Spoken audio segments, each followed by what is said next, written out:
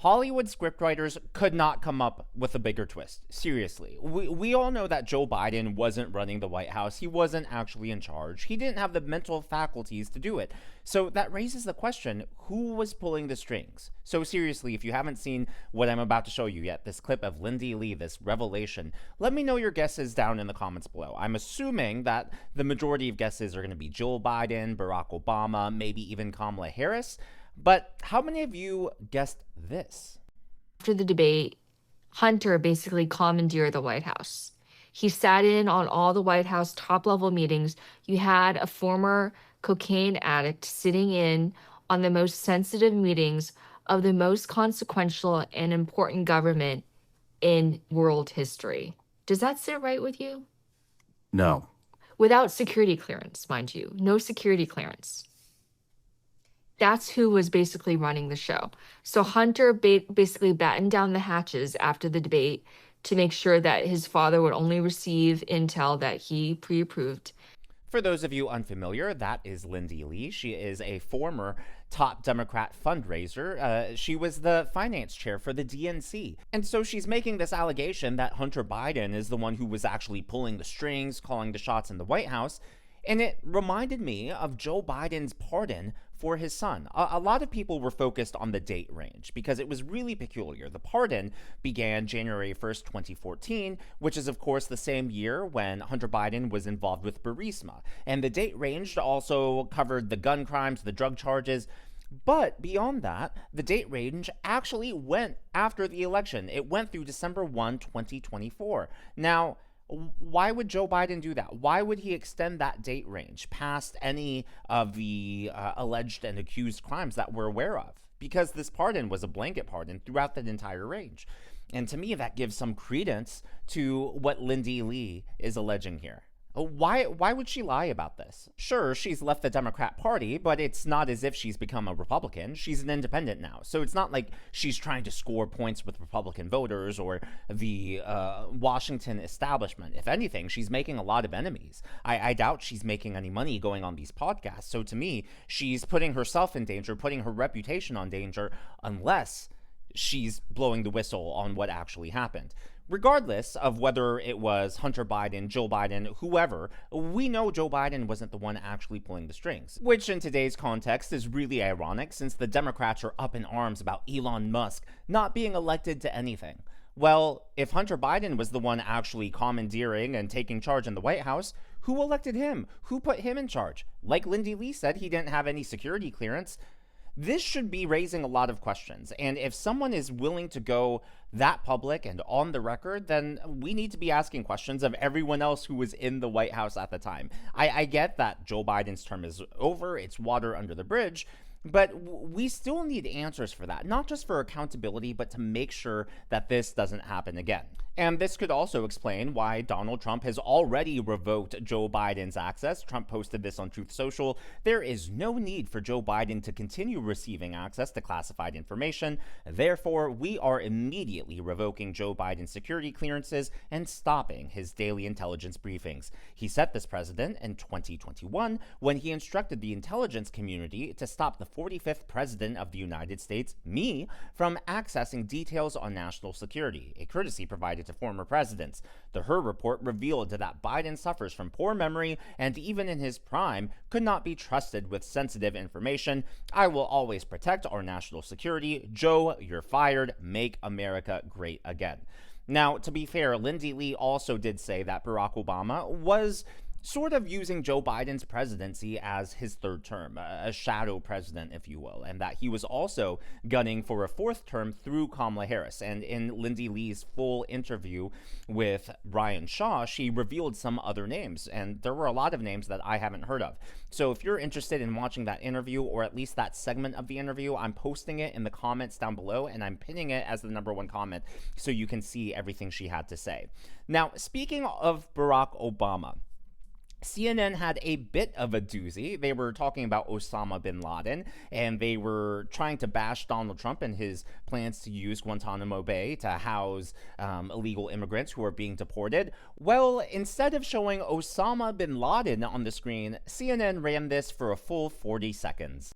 that highlighted the interrogation techniques against an associate of Osama bin Laden named Abu Zubaydah. The Intel Committee said that the experience he had were awful. He had at least 83 applications of waterboarding. He spent over 11 days in a coffin-sized confinement box. You get the idea, and you just gotta love it. Only CNN could tick off both sides of the aisle in today's political climate. Well, Hurricane Helene victims have been overlooked and ignored ever since last year.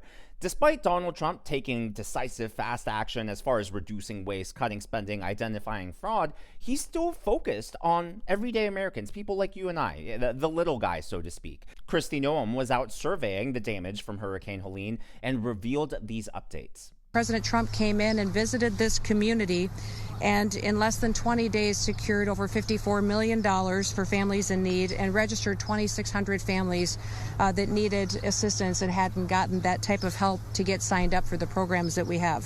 In the past 5 days, we've decreased the number of open cases by almost 80%. President Trump is ensuring that communities aren't forgotten, and he launched the first major initiative to connect farmers with recovery assistance as well. Today I had the chance to spend some time with Mark, who's a micro farmer in this area, and to talk about some of the FEMA programs that he's been able to utilize that have been incredibly helpful. The fact that FEMA was able to process 80% of cases in fewer than 5 days under the leadership of President Trump tells me that one of two things is true.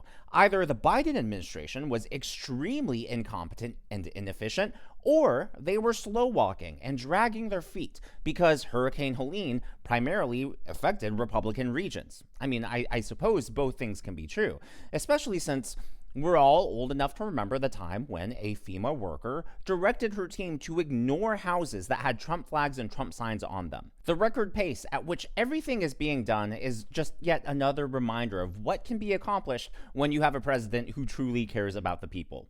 Now, last but not least, federal workers, of course, are freaking out, especially the career DC bureaucrats and people who were, as the Democrats would say, never elected to office. Well, one of them has come forward and is complaining that he essentially is having a job performance review, which, you know, people like you and I have on a regular basis. I was nervous and reticent to come up here and speak just for retaliation purposes.